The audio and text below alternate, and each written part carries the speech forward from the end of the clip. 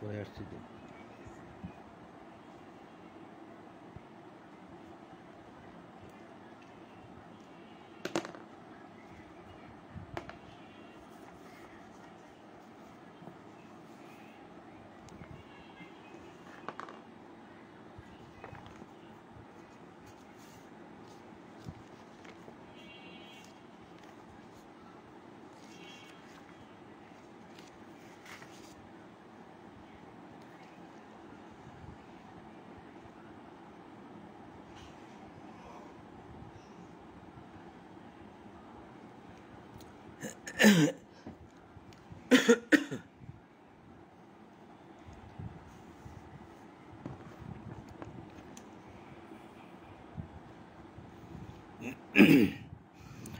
সম্মানিত বন্ধুগণ, আপনাদের সকলের প্রতি শান্তি।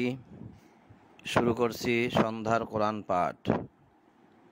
সকল প্রশংসা ও পবিত্রতা জগৎসমূহের প্রতিপালক আল্লাহর জন্য। ইলহামদাতা আল্লাহ, আপনি পবিত্র। আমার রব, আমি আপনার আশ্রয় প্রার্থনা করি শয়তানের প্ররোচনা হইতে। আমার রব, আমি আরও আশ্রয় প্রার্থনা করি আমার নিকট উহাদের উপস্থিতি হইতে। দয়াময় পরম দয়ালু আল্লাহর নামে আরম্ভ করিতেছি ৩৬ নম্বর সূরা ইয়াসিনের দ্বিতীয় পাঠ। অর্থাৎ আমি আজ ফজরের সময় সূরা ইয়াসিন পুরাটাই পড়েছি, আরবি এবং বাংলা। তবে কোনো আলোচনা করিনি, শুধুমাত্র আরবি এবং বাংলা পড়ে গেছি। তো যদি কোনো আলোচনা করতে যেতাম তাহলে একটু সময়েরও প্রয়োজন ছিল, সেরকম মন মানসিকতাও ছিল না, তাই করিনি। তাই ভেবেছি যে আজ সন্ধ্যায় আবার ৩৬ নম্বর সূরা ইয়াসিন প্রথম থেকে একটু পাঠ করব এবং কিছুটা আলোচনা করব। আর যদি এই আলোচনা আজকে তো শেষ হবে না, হয়তো আগামীকাল সন্ধ্যার জন্য আবার রাখবো ইনশাআল্লাহ। কারণ সূরা ইয়াসিন তো ছোট না, অনেক বড়। এটা দুই পার্টে, দুই খণ্ডে ভাগ করে আলোচনাটা করতে হবে। তো আমরা শুরু করছি সূরা ইয়াসিনের প্রথম থেকে দ্বিতীয়বার, অর্থাৎ সকালে পড়েছি আবার এখন। বিসমিল্লাহির রহমানির রহিম। ইয়াসিন ওয়াল কুরআনিল হাকিম ইন্নাকা লামিনাল মুরসালিন আলা সিরাতিম মুস্তাকিম। 4টি আয়াত। ইয়াসিন, শপথ জ্ঞানগর্ভ কোরআনের, শপথ বিজ্ঞানময় কোরআনের। শপথ জ্ঞানগর্ভ কোরআনের, শপথ বিজ্ঞানময় কোরআনের। কেন বলছি কথা দুইটা? এখানে লেখা আছে জ্ঞানগর্ভ কোরআনের, অর্থাৎ আজ থেকে বহু বছর আগে যে ইসলামিক ফাউন্ডেশন যে অনুবাদ দিয়েছিল, যাদের কাছে সেটা আছে, যেমন আমার কাছেও একটা আছে, সেখানে কিন্তু বিজ্ঞানময় কোরআনের শপথ লেখা আছে। বিজ্ঞানময় কোরআনের শপথ লেখা আছে। এটাকে তারা চেঞ্জ করে আবার এখন জ্ঞানগর্ভ কোরআনের লিখে দিয়েছে। অর্থাৎ অল কোরআনিল হাকিম, অ দ্বারা এটাকে শপথ বোঝানো হয়েছে, আল কোরআনিল হাকিম দ্বারা কোরআন বিজ্ঞানময় কোরআন বলা হয়েছে। বিজ্ঞানময় কোরআন এর অর্থ এই নয় যে পুরাটাই বিজ্ঞান।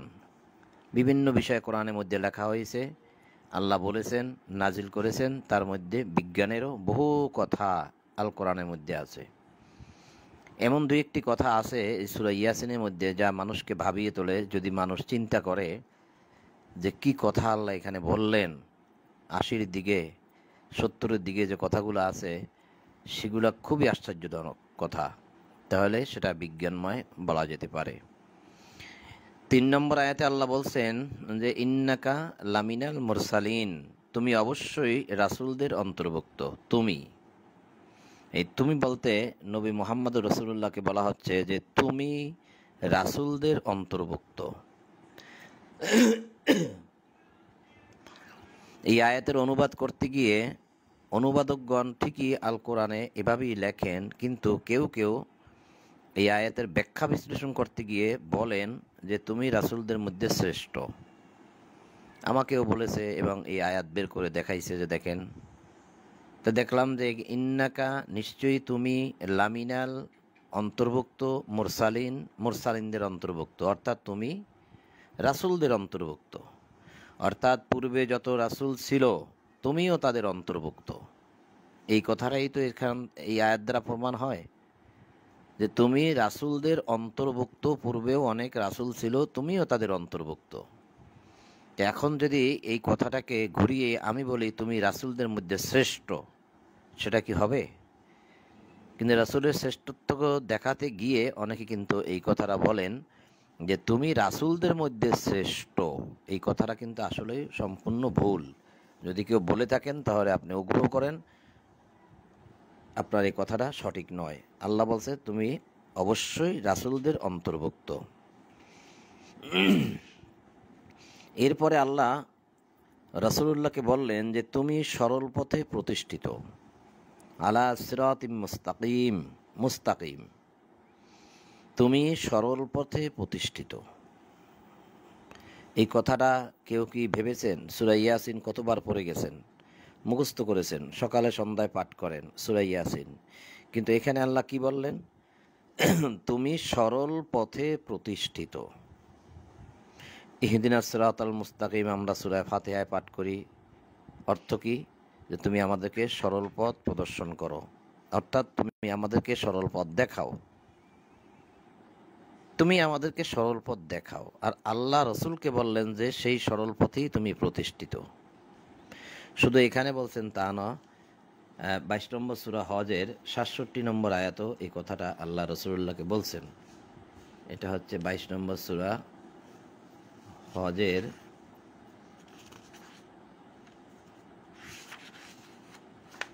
67 নম্বর আয়াত। এই যে 22 নম্বর সূরা হজের 67 নম্বর আয়াতের শেষ অংশ এটা, যে ইন্নাকা লাআলা হুদাম মুস্তাকিম, তুমি তো সরল পথেই প্রতিষ্ঠিত, তুমি তো সরল পথেই প্রতিষ্ঠিত। আল্লাহ রসুলকে বলছেন তুমি।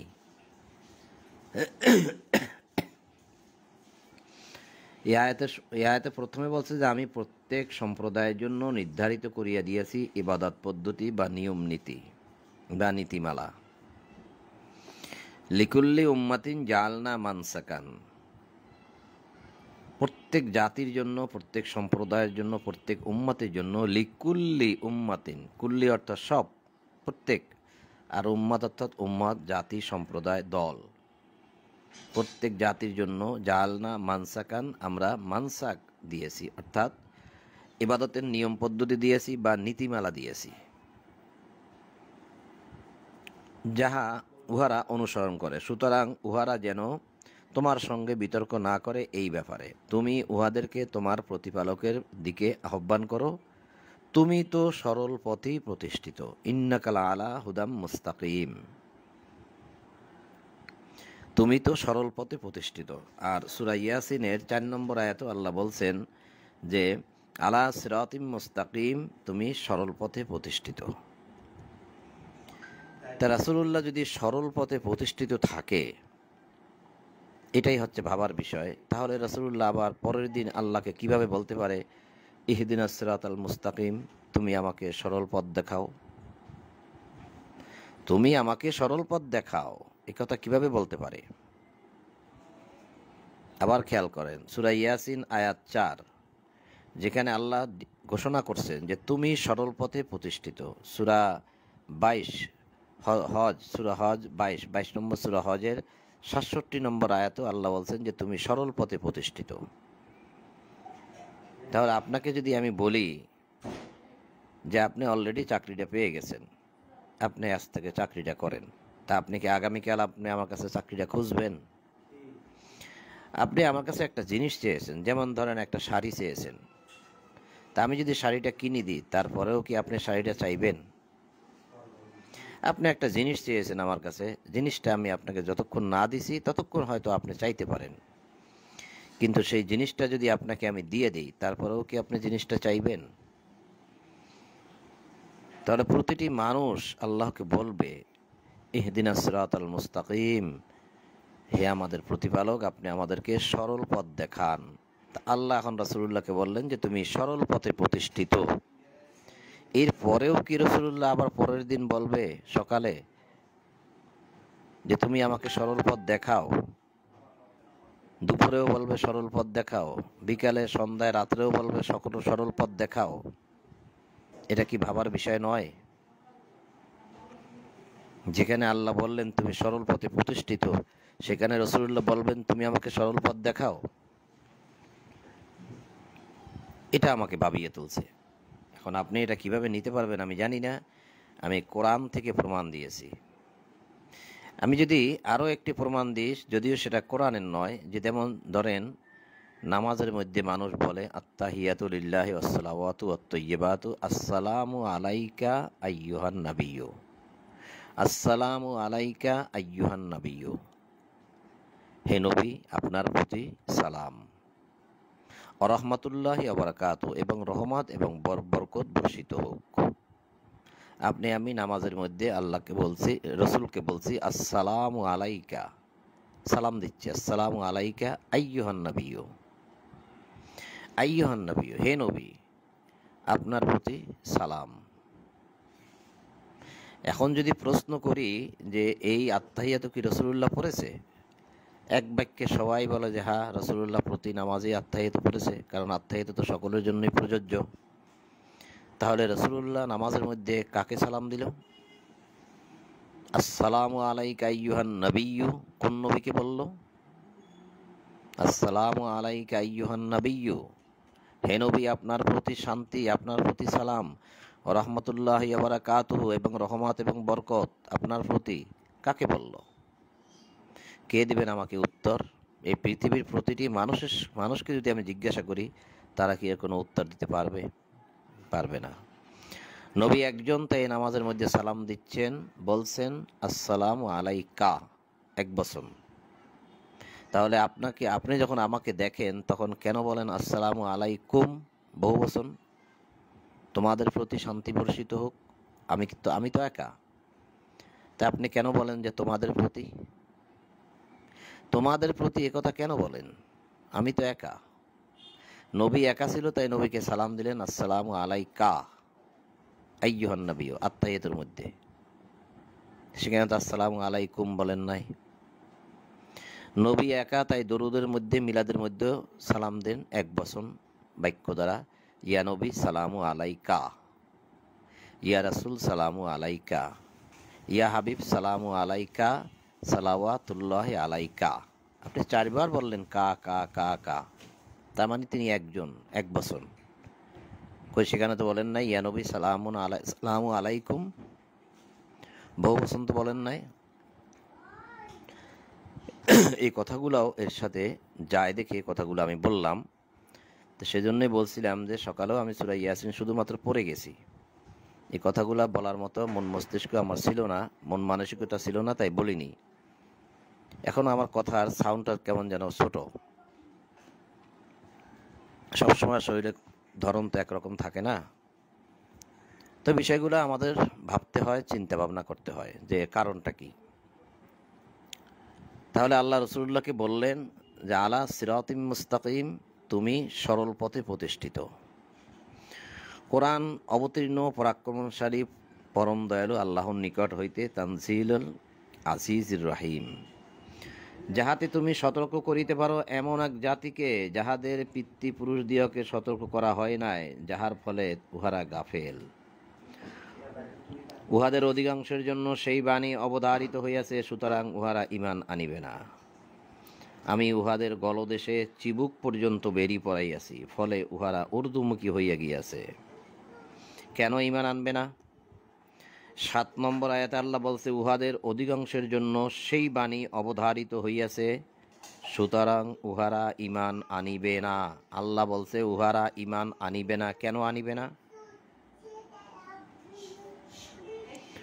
আমি উহাদের গলদেশে মানে গলায়, চিবুক পর্যন্ত অর্থাৎ থুতনি পর্যন্ত বেরি পরাইয়া দিয়েছি। বেড়ি অর্থাৎ ঋণ পরাইয়া দিয়েছি, ঘন ঘন ঘন ঘন অনেকগুলা ঋণ, ঋণের পর ঋণ পরাইয়া দিয়েছি।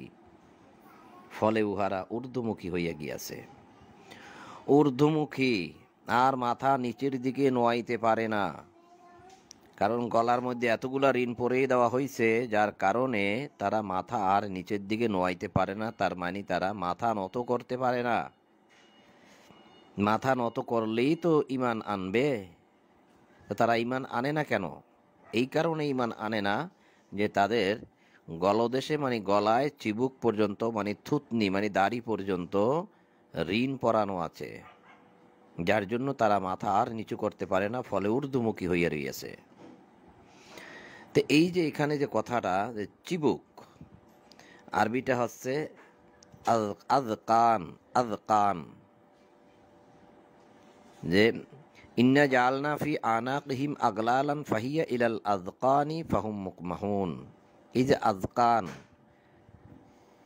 এই আজকান অর্থাৎ এই চিবুক পর্যন্ত, গলদেশে তাদের চিবুক এই চিবুক পর্যন্ত বেরি পরানো হইয়াছে, যার কারণে তারা ঊর্ধ্বমুখী হয়ে গেছে আর মাথা নোয়াইতে পারে না। তার মানে তারা ঈমান আনতে পারবে না, কারণ তারা অস্বীকার করেছে এবং বিরোধিতা করেছে, যার কারণে তারা আর ঈমান আনতে পারবে না।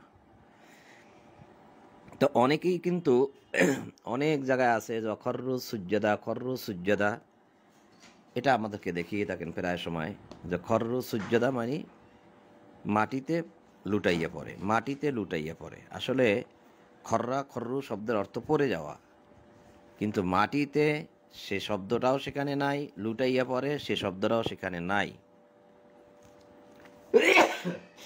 কিন্তু অনুবাদে দেওয়া হয়েছে।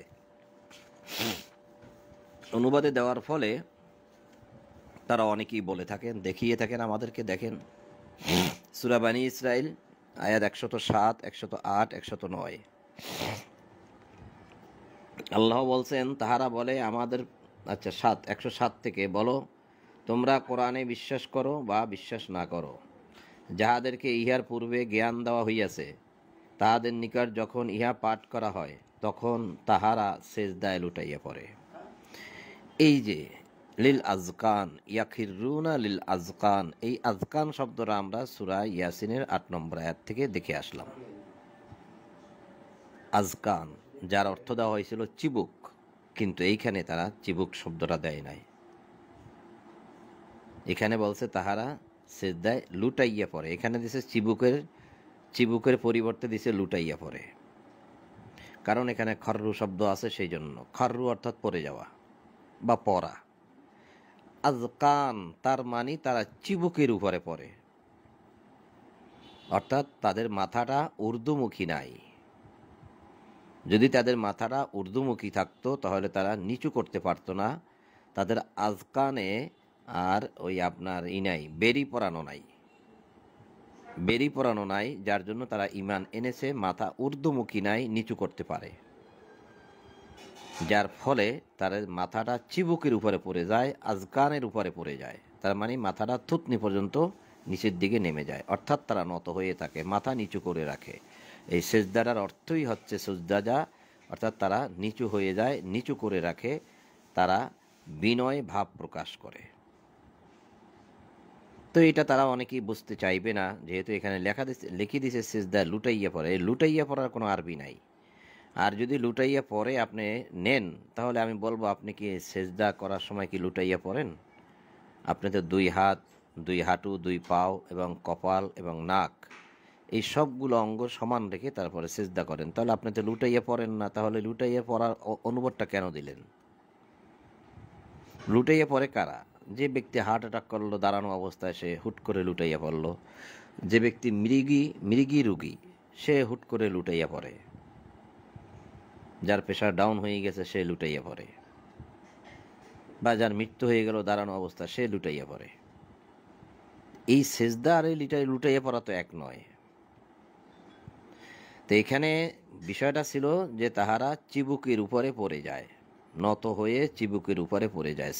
সুজ্জাদা নত হয়ে চিবুকের উপরে পড়ে যায়, তার মানে তাদের মাথাটা দাড়ি পর্যন্ত নিচের দিকে নেমে যায়, কারণ তারা আর ঊর্ধ্বমুখী নয়। কেন? এই আয়াত যখন তাদের নিকট পাঠ করা হয়, ইযা ইউতলা আলাইহিম, তাদের উপরে যখন এই কিতাব এই আয়াত পাঠ করা হয়, ইয়াখিরুন আলিল আজকান, তখন তারা পড়ে যায় তাদের চিবুকের উপরে সুজ্জাদা, নত হয়ে। মিলে কিনা দেখেন, এটাই যদি মেলে তাহলে এখানে লুটাইয়া পড়াটা টেকে না। তখন তারা বলে ইয়াকুলুনা সুবহানা রব্বিনা, তারা বলে সুবহানা রব্বিনা, আমাদের রব পবিত্র, আমাদের রব পবিত্র। ইনকানা ওয়াদু রব্বিনা লামাফউলা, আমাদের রবের ওয়াদা বাস্তবায়ন হবেই হবে, আমাদের প্রতিপালকের প্রতিশ্রুতি কার্যকরী হইয়াই থাকে।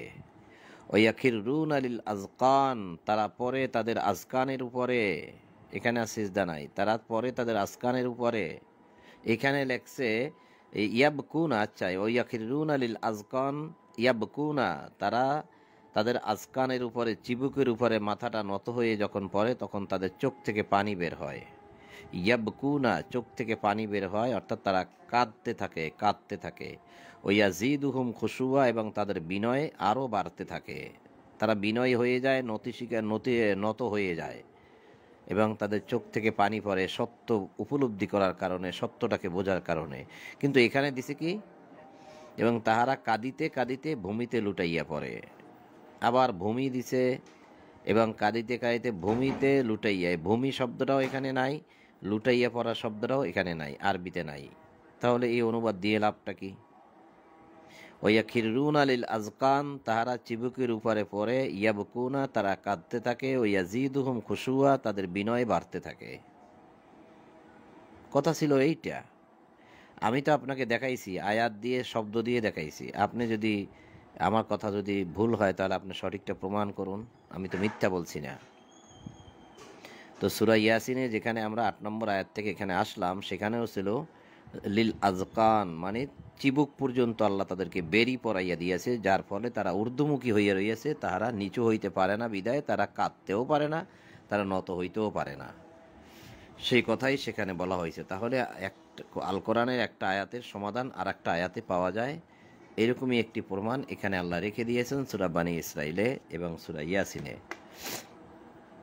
যেটা এখানে আল্লাহ বলছে যে ইন্না জাআলনা ফি আনাকিহিম আগলালান ফাহিয়া ইলাল আযকানি ফাহুম মুকমাহুন, আমি উহাদের গলদেশে চিবুক পর্যন্ত বেরি পরাইয়া দিয়েছি, ফলে উহারা ঊর্ধ্বমুখী হইয়া গিয়াছে, এই কারণে উহারা ঈমান আনিবে না। উহাদের অধিকাংশের জন্য সেই বাণী অবধারিত হইয়াছে, সুতরাং উহারা ঈমান আনিবে না। আমি উহাদের সম্মুখে প্রাচীর ও পশ্চাতে প্রাচীর স্থাপন করিয়াছি, এবং উহাদিয়াকে আবৃত্ত করিয়াছি, ফলে উহারা দেখিতে পায় না। এখন আপনি যতই কিতাবের বাণী তাদেরকে শুনান না কেন, আল্লাহ বলছে তাদের সামনে এবং পিছনে প্রাচীর আছে, আবরণ আছে, দেয়াল আছে, যার কারণে তারা এই সত্য কখনো দেখতে পারবে না।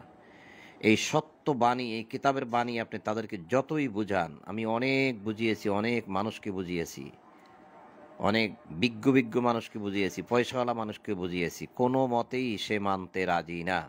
এমনকি এমন কথাও বলছে যে এই কথা যদি এখন মানতে যাই তাহলে আমাদের আর ঈমানই থাকবে না। এমন কথাও বলছে যে এই কিতাবের বাণী যদি এখন মানতে যাই তাহলে এখন যা আমরা এই যাবৎকাল করে আসছি সব ছাড়তে হবে, আমরা তো সেটা ছাড়তে পারবো না।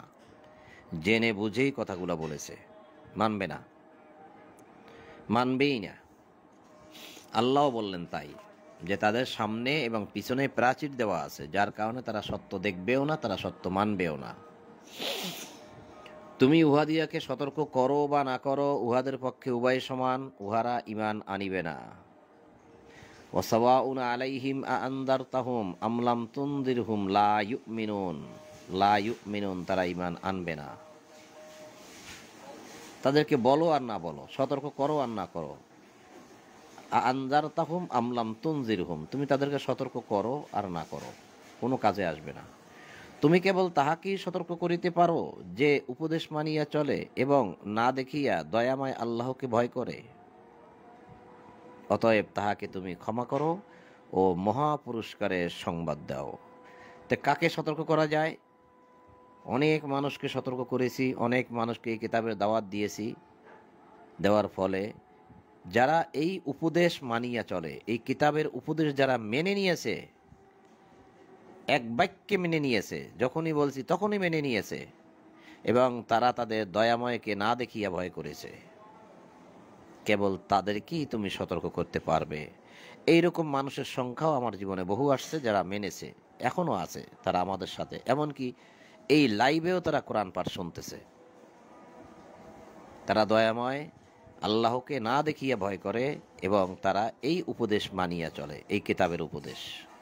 আবার বহু মানুষকে আমি এই সতর্কবাণী শুনিয়েছি, তারা সরাসরি বলছে ঈমান আনবে না, তারা এটা বিশ্বাস করবে না। যেভাবে আছে ধর্ম ব্যবস্থা ঠিক সেভাবেই মানবে, সেটা হোক ঠিক হোক বেঠিক। আল্লাহ বলছেন তারপরে যে আমি মৃতকে জীবিত করি এবং লিখিয়া রাখি যাহা উহারা অগ্রে প্রেরণ করে ও যাহা উহারা পশ্চাতে রাখিয়া যায়। আমি তো প্রত্যেক জিনিস স্পষ্ট কিতাবে সংরক্ষিত রাখিয়াছি। আল্লাহ বলছেন যে আমি মৃতকে জীবিত করি, মৃতকে জীবিত করি। তা আমরা তো মৃত ছিলাম, আল্লাহ আমাদেরকে জীবন দান করলেন, আবার আমরা মরবো, আবার জীবিত করবেন। এবং লিখিয়া রাখি, আল্লাহ লিখে রাখেন। ওয়ানাকতুবু লিখে রাখেন। ইন্না নাহনু নুহয়িল মাউতা ওয়ানাকতুবু মা কদ্দামু ওয়া আসারাহুম ওয়া কুল্লা শাইইন আহসাইনাহু ফি ইমামিম মুবিন। এ পড়ে গেলেই হয় না, এই কথাটা আমি একটু আলোচনা করতে গিয়ে আরো কয়েকটা বিষয় সামনে আসলো, সেটাও বহন কি করি। ইন্না নাহনু, নাহানু শব্দের অর্থ কি? এই নাহানু শব্দের অর্থ হইছে আমরা।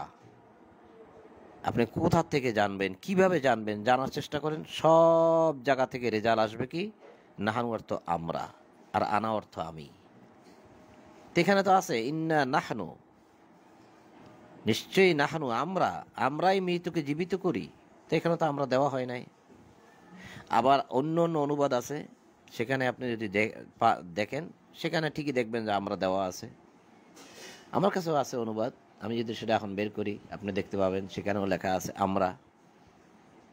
আমরা দিছি, অবশ্যই দিছে, কিন্তু এখানে দিছে আমি।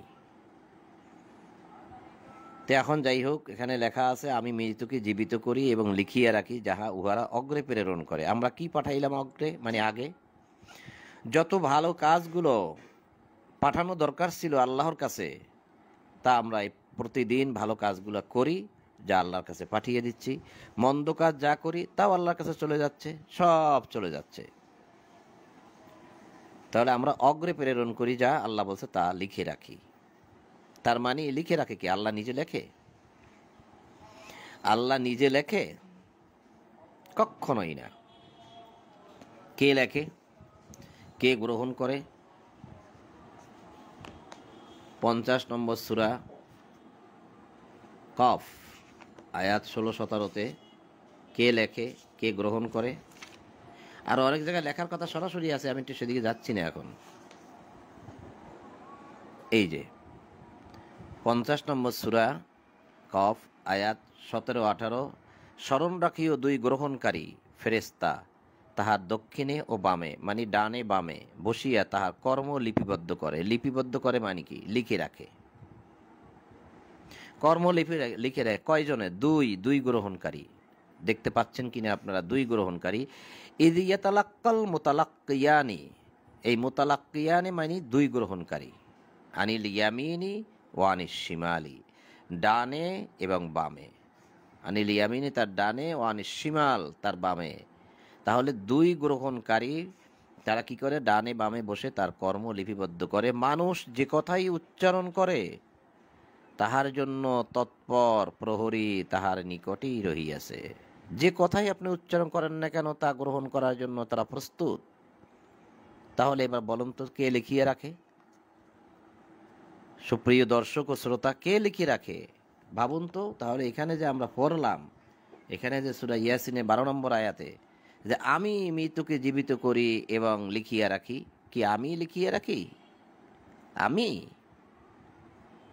আল্লাহ লিখিয়ে রাখেন নাকি আল্লাহ ফেরেশতা মণ্ডলী দ্বারা আল্লাহ লিখিয়ে রাখেন?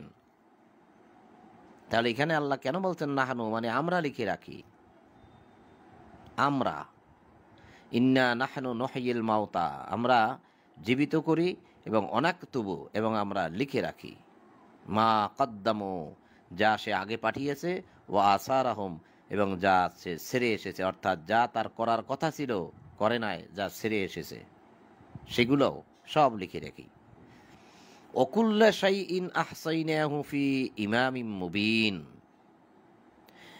এবং প্রত্যেক জিনিস স্পষ্ট কিতাবে সংরক্ষিত রাখিয়াছি। প্রত্যেক জিনিস স্পষ্ট কিতাবে, এখানে কি কিতাব শব্দ আছে? অকুল্লা শাইইন, অকুল্লা প্রত্যেক, শাইইন যা কিছু, আহসাইনাহু ফি ইমামিম মুবিন স্পষ্ট কিতাবের মধ্যে আমরা সংরক্ষণ করিয়া রাখিয়াছি। তাহলে ফি ইমামিম মুবিন, ফি অর্থ মধ্যে, ইমাম অর্থ ইমাম, ইমাম অর্থ নেতা, মুবিন অর্থ সুস্পষ্ট। তাহলে সুস্পষ্ট ইমামের মধ্যে আমরা লিখিয়া রাখছি। এই সুস্পষ্ট ইমামটা কি? এখানে বলা হয়েছে কিতাবে, স্পষ্ট কিতাবে সংরক্ষিত করিয়া রাখিয়াছি। তার মানে এটা হচ্ছে লৌহে মাহফুজের কিতাব, যেটা উম্মুল কিতাব, কিতাবের মা, সেটাকে বলা হয়েছে ইমাম। কারণ এই ইমাম শব্দ দ্বারা আল্লাহ কিতাবকেও বুঝিয়েছেন, ইমাম শব্দ দ্বারা আল্লাহ মানুষকেও বুঝিয়েছেন, ইমাম শব্দ দ্বারা আল্লাহ পথকেও বুঝিয়েছেন। তো ইমাম শব্দের অর্থ এখানে আমরা পেলাম উম্মুল কিতাব। এখানেই লেখছে যে কিতাবে লিখিয়ে রাখছি কিতাব, ইমাম শব্দের অর্থ এখানে কিতাব দিয়েছে। অনেক আয়াত থেকে দেখানো যায়, একটা আয়াত থেকে দেখাই যে এই যে আপনার 11 নম্বর সূরা হুদ আয়াত 17 থেকে,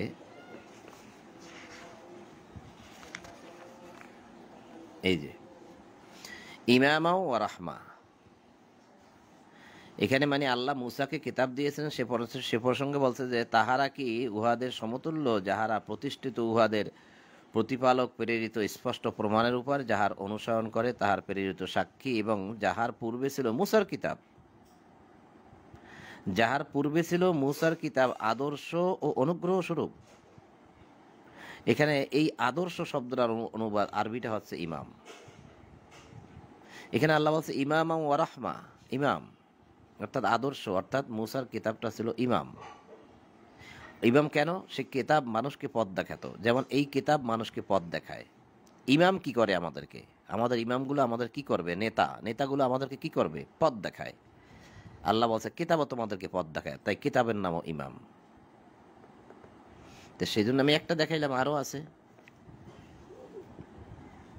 তাহলে দেখেন এখানেও আল্লাহ বলছেন যে এই যে ইমাম, অর্থাৎ আল্লাহ বলছেন যে প্রত্যেক বস্তু, প্রত্যেক জিনিস, প্রত্যেক বিষয় আমি সুস্পষ্ট কিতাবের মধ্যে লিখিয়া রেখেছি। অর্থাৎ আল্লাহর নিকট যে কিতাব আছে, উম্মুল কিতাব, লৌহে মাহফুজের কিতাব, যেই কিতাবখানার মধ্যে আছে পৃথিবীর সব কিছু, অর্থাৎ এই যে পৃথিবীতে আল্লাহ যতগুলো গাছ তৈরি করেছেন সেগুলোও সেখানে আছে, লেখা আছে।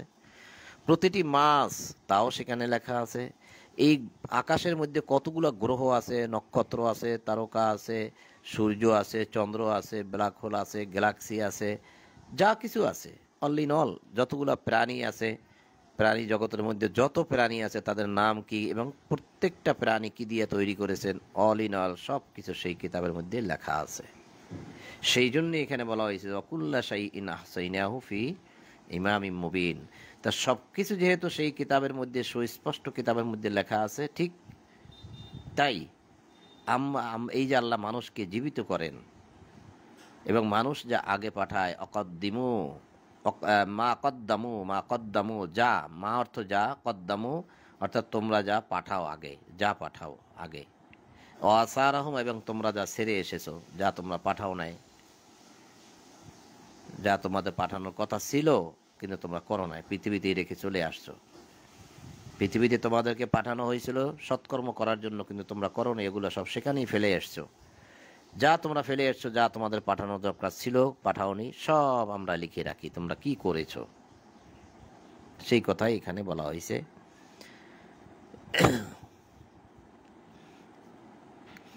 উহাদের নিকট বর্ণনা করো এক জনপদের অধিবাসীদের দৃষ্টান্ত। এক জনপদ যখন তাহাদের নিকট আসিয়াছিল রাসূলগণ বহু বছর, অদরিবুলাহুম মাসালান আসহাবাল কারিয়া, এই যে যা আহাল মুরসালুনগণ আসছিল মানে রাসূলগণ, ইযা আরসালনা ইলাইহিমুস নাইনি ফাকাযযাবুহুমা ফাআজ্জাজনা বিসালিসিন ফাকালু ইন্না ইলাইকুম মুরসালুন। আবার মুরসালুন, এই যে মুরসালুন, আবার এই যে এখানেও মুরসালুন, ইলাইকুম লা মুরসালুন, মুরসালুন মুরসালুন মুরসালুন, যে তাহাদের নিকট আসিয়াছিল রাসূলগণ। যখন উহাদের নিকট পাঠাইয়াছিলাম 2 জন রাসূল, আবার ঈদ আরসালনা ইলাইহিমুস নাইন ইসনাইন, 2 জন পাঠিয়েছিলাম। রাসূলগণ আসছিল, 2 জন রাসূল পাঠিয়েছিলাম, তখন উহারা তাহাদিওকে মিথ্যাবাদী বলিয়াছিল। সেই রাসূলগণকে, সেই 2 জন রাসূলকে জনগণ কি করল? মিথ্যাবাদী বলিয়াছিল, যে তোমরা রাসূল নও। অতবার আমি তাহাদিয়াকে শক্তিশালী করিয়াছিলাম 3য় আরেকজন দ্বারা, আবার আরো একজন পাঠাইলেন আল্লাহ। তো এখানে বলাই হয়েছে বিসালিসি, 3য় আরেকজন দ্বারা আল্লাহ শক্তিশালী করলেন। তখন হলো কয়জন? 3 জন। যাহারা বলিয়াছিল আমরা তো তোমাদের নিকট প্রেরিত হইয়াছি, আমাদেরকে পাঠানো হয়েছে তোমাদের উপরে। উহারা বলিল, জনগণ বলিল, তোমরা আমাদের মতোই মানুষ, দয়াময় আল্লাহ তো কিছুই অবতীর্ণ করেন নাই, কোনো কিতাব পাঠান নাই, তোমরা কেবল মিথ্যাই বলিতেছ। অর্থাৎ পূর্বের নবীদের রেখে যাওয়া কিতাব তারা মানুষের নিকট পাঠ করে শোনাইত।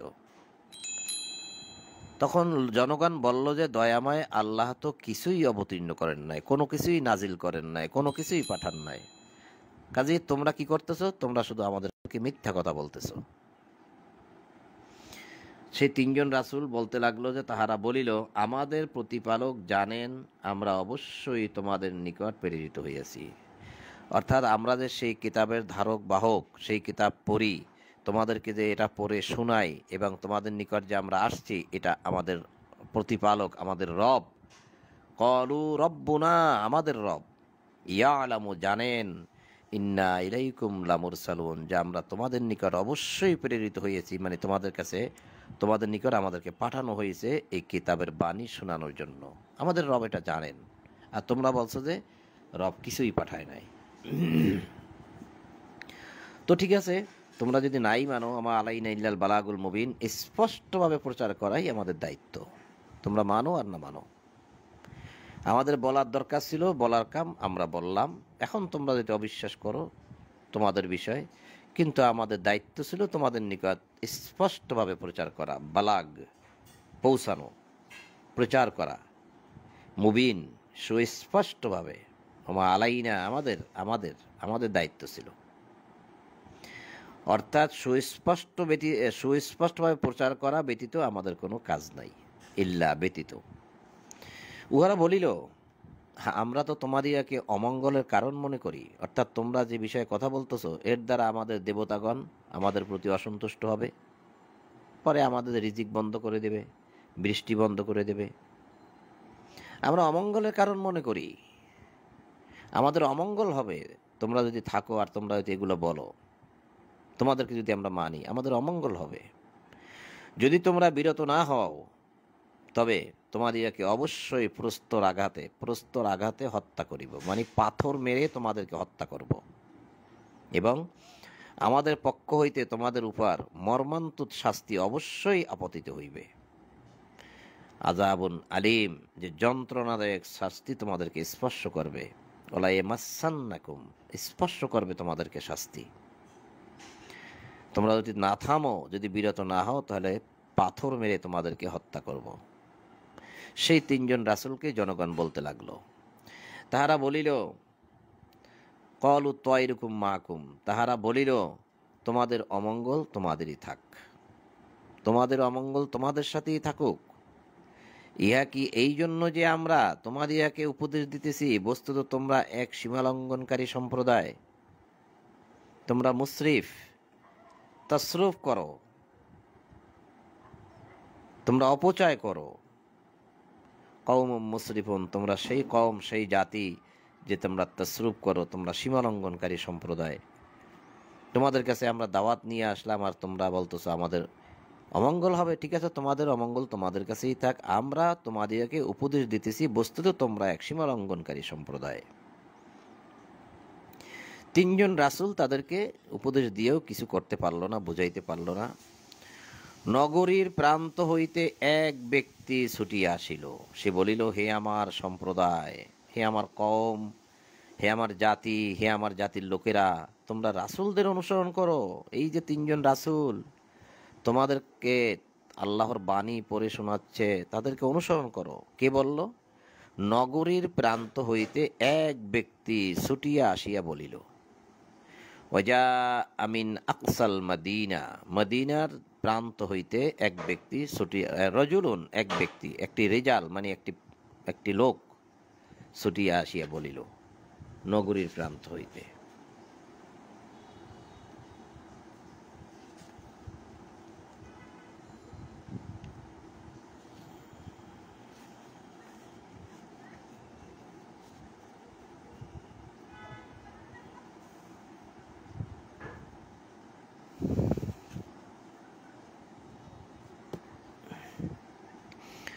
নগরীর প্রান্ত হইতে এক ব্যক্তি ছুটিয়া আসিয়া বলিল, হে আমার সম্প্রদায়, তোমরা রাসূলদের অনুসরণ করো। ইত্তাবিউ মাল্লা ইয়াসআলুকুম আজরাও ওয়া হুম মুহতাদুন, অনুসরণ করো তাহাদের যাহারা তোমাদের নিকট কোনো প্রতিদান চায় না এবং যাহারা সৎপথ প্রাপ্ত। তাহলে নগরীর প্রান্ত হইতে এক ব্যক্তি ছুটে এসে এই কথাগুলো বলতেছে জনগণকে, ইয়া কওম ইত্তাবিউল মুরসালিন, হে আমার কওম, হে আমার জাতির লোকেরা, তোমরা রাসূলদের, মুরসালিনদেরকে অনুসরণ করো। ইত্তাবিউ, ইত্তেবা করো, অনুসরণ করো। ওই ব্যক্তি দৌড়াইয়া এসে বলল, ওয়াজা আমিন আকসাল মাদিনাতে রজুলুন, মদিনা মানে নগরী বা শহর আর কি, শহর, মাদিনা মানে শহর, শহরের প্রান্ত হইতে এক ব্যক্তি এসে বলল যে তোমরা রাসূলদের অনুসরণ করো।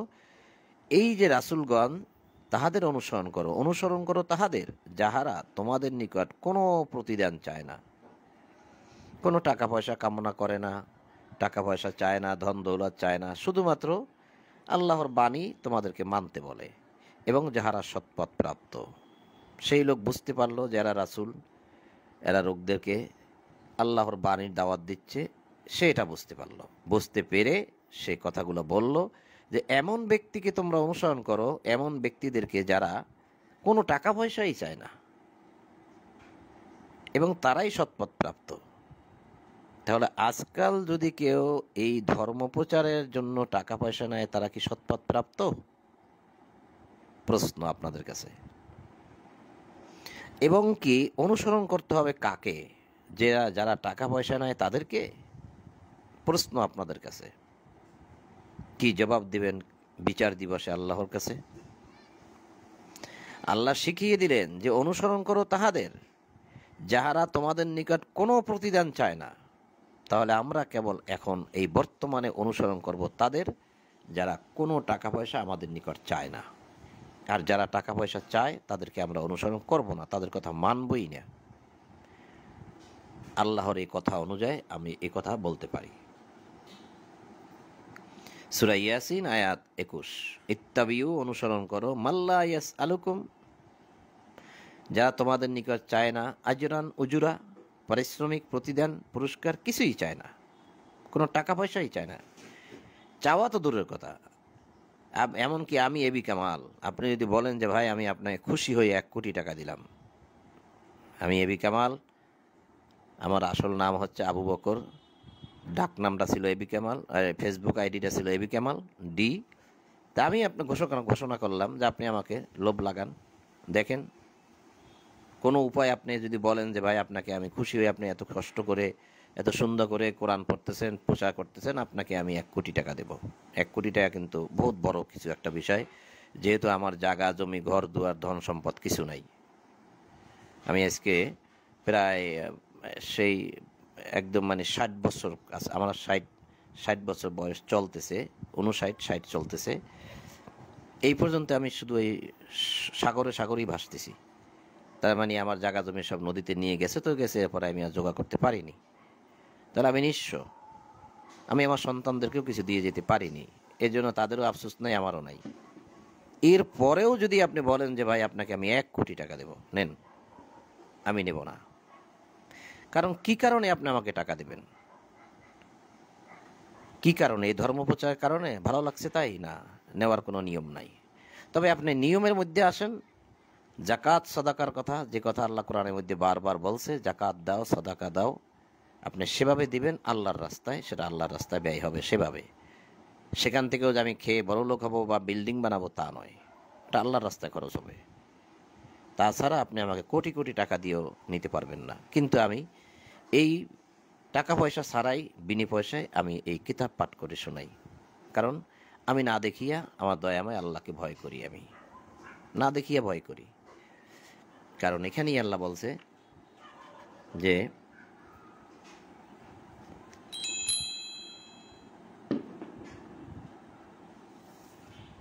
এই পৃষ্ঠায় আমরা পড়ে আসছি 11 নম্বর আয়াতে, যে তুমি কেবল তাহাকেই সতর্ক করিতে পারো যে উপদেশ মানিয়া চলে এবং না দেখিয়া দয়াময় আল্লাহকে ভয় করে।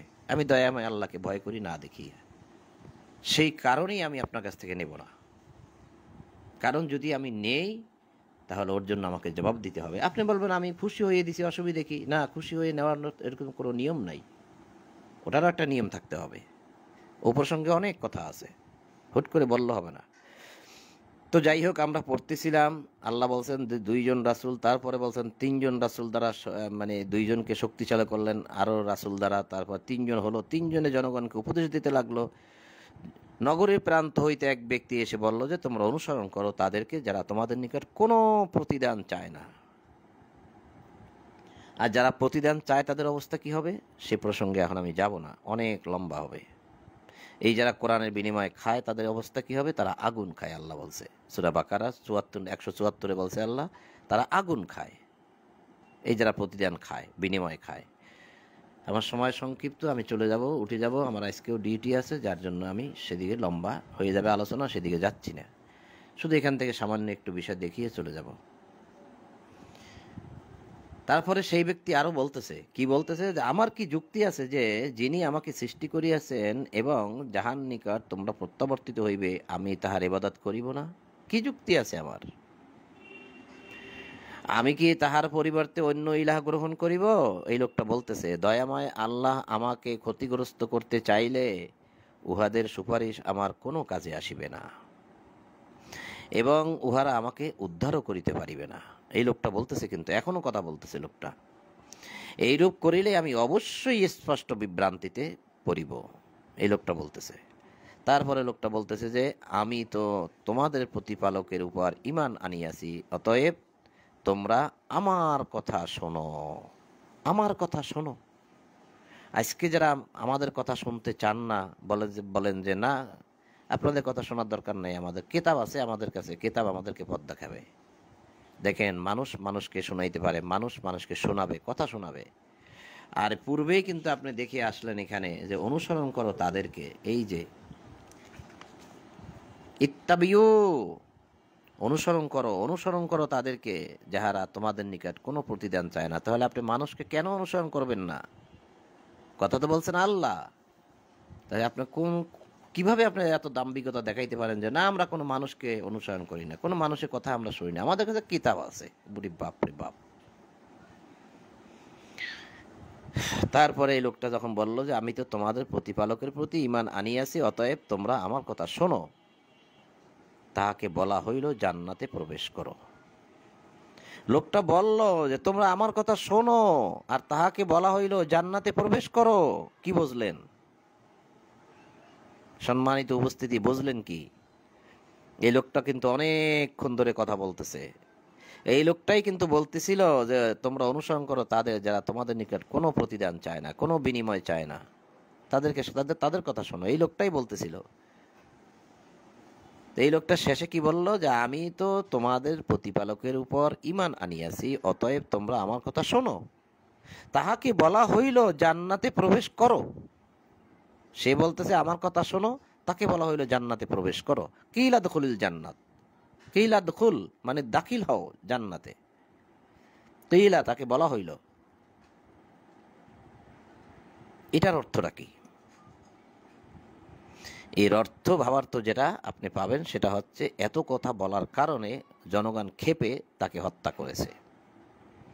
এই হত্যা করার সঙ্গে সঙ্গে তার রুহটা, মানে রুহ তো নয়, তার আত্মাটা চলে গেছে আল্লাহর কাছে। আল্লাহ তাকে বলতেছে তুমি তো আসলে আমার কাছে, যাও তুমি জান্নাতে প্রবেশ করো। তো জান্নাতে তাকে দিয়ে দেওয়া হলো, তাহলে কি জান্নাত চলমান নয়? তার কি আর কোনো হিসাব আছে, বিচার আছে? তার কি আর কোনো পাপ আছে? যা ছিল সব ওই যারা হত্যা করলো তারা নিয়ে নিল। তা তার যদি কোনো পাপই না থাকে তাহলে তার বিচারটা কি হবে? আর বিচারই যদি না হয় তাহলে তাকে তো বলাই যেতে পারে, যাও তুমি জান্নাতে প্রবেশ করো। তাহলে সে কবরে থাকলো কই? আযাবও বা হইল কই? বিচারও বা কোথায়? তাহলে কি জান্নাত চলমান নয়? কেইরা দখলিল জান্নাত, তাহাকে বলা হইল জান্নাতে প্রবেশ করো। সে বলিয়া উঠিল, জান্নাতে বসিয়া বলিয়া উঠিল, হায় আফসোস, আমার সম্প্রদায় যদি জানতে পারত কি কারণে, কি রূপে আমার প্রতিপালক আমাকে ক্ষমা করিয়াছেন, এটা যদি আমার সম্প্রদায় জানতে পারত, এবং কেন আমাকে সম্মানিত করিয়াছেন। জান্নাতে প্রবেশ করানোর সাথে সাথে সে সম্মানিত হয়েছে, সে সম্মানিত হয়েছে। এই সে আক্ষেপ করে করে বলতেছে জান্নাতে বসে যে আমার সম্প্রদায় যদি জানতে পারতো যে কি কারণে, অর্থাৎ আমি যে তাদেরকে ভয় করলাম না, এই সত্য কথাগুলো বললাম, আমি যে মরবো না বাঁচবো কোনো চিন্তাই আমি করি নাই, মরলে মরছি বাঁচলে বাঁচছি, সত্য কথা বলে যেতেই হবে, আমি মরলে মরছি, হ্যাঁ, এই চিন্তা ভাবনা তার মধ্যে ছিল, তাই তাকে হত্যা করলো, আর আল্লাহ বলল জান্নাতে প্রবেশ করো। তখন সে জান্নাতে বসে বলতেছে যে কিরূপে আফসোস, আমার সম্প্রদায় যদি জানতে পারতো যে কিরূপে আল্লাহ আমাকে ক্ষমা করিয়াছেন এবং সম্মানিত করিয়াছেন। এরপর আল্লাহ বলছে যে আমি তাহার পরে তাহার সম্প্রদায়ের বিরুদ্ধে আকাশ হইতে কোনো বাহিনী প্রেরণ করি নাই, এবং পাঠানোর প্রয়োজনও ছিল না। আকাশ হইতে কোনো বাহিনী প্রেরণ করা হয় নাই তাদেরকে ধ্বংস করার জন্য, ওই যারা হত্যা করলো। আকাশ হইতে কোনো বাহিনী নামানো দরকার হয়নি। উহা ছিল একমাত্র, মানে কেবলমাত্র এক মহানাদ, মানে বিকট শব্দ, ফলে উহারা নিথর নিস্তব্ধ হইয়া গেল। এমন এক শব্দ, বিকট সাউন্ড দ্বারা তাদেরকে হত্যা করা হইল। হয়তো সেটা হতে পারে ভূমিকম্পর মতো বা কোনো কিছু, বিকট সাউন্ড, মহানাদ, ধ্বংসলীলা, যার মধ্যে তারা মরে পড়ে রইল।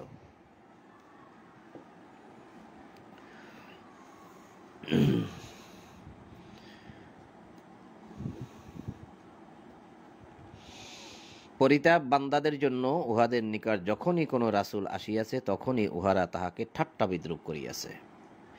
উহারে কি লক্ষ্য করে না, উহাদের পূর্বে কত মানব গোষ্ঠী আমি ধ্বংস করিয়াছি, যাহারা উহাদের মধ্যে ফিরিয়া আসিবে না, এবং অবশ্যই উহাদের সকলকে একত্রে আমার নিকট উপস্থিত করা হইবে। জামিউল লাদাইন, একদম জমা করা হবে। তো সম্মানিত উপস্থিতি, বন্ধুগণ, 36 নম্বর সূরা ইয়াসিনের 32 নম্বর আয়াত পর্যন্ত পুনরায় পাঠ করলাম। পুনরায় বলতে আমি সকালে কিন্তু পাঠ করেছি পুরোটাই, শুধুমাত্র আরবি এবং বাংলাটা পড়ে গেছি একটু ভিন্নভাবে। তো ভাবছিলাম যে আজকে কিছু কথা বলবো, আলোচনা করব। হয়তো আলোচনার একটা পার্ট আজকে করলাম, মানে আয়াতের পাশাপাশি কিছু কিছু কথা, বাড়তি কথা যেগুলো বলা লাগে বোঝানোর জন্য, সেগুলো বললাম। তো 32 নম্বর আয়াত পর্যন্ত পাঠ করলাম। ইনশাআল্লাহ আগামীকাল সন্ধ্যায় হয়তো আবার এখান থেকে শোনাবো ইনশাআল্লাহ। আর সকালে ইনশাআল্লাহ যদি আল্লাহ বাঁচিয়ে রাখেন তো আমি 37 নম্বর সূরা সাফফাত থেকেই পড়াটা শুরু করব। 37 নম্বর সাফফাত থেকে সকালে, আবার কালকে আগামীকাল সন্ধ্যায় এখান থেকে। এটা আমার একটা মনের ধারণা আর কি। তাই আপনাদের সকলের প্রতি শান্তি এবং সকল প্রশংসা জগৎসমূহের প্রতিপালক আল্লাহর জন্য, এই বলে আমি আমার ঈশার কোরআন পাঠ এখানেই সমাপ্ত করলাম।